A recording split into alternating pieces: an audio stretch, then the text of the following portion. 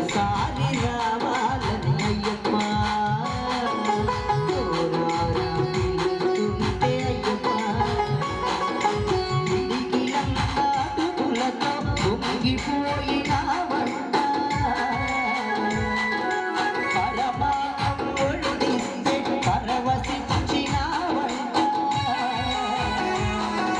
పిడికిలంతా అడుగులతో పొంగిపోయినావంట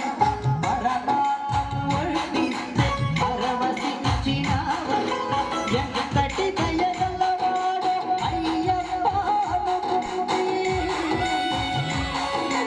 ఎంతటి దయగలవాడో అయ్యప్ప అనుకుంటే అంతటి నా స్వామి ఇక మా ఇంటికి రావే ఒక్కసారి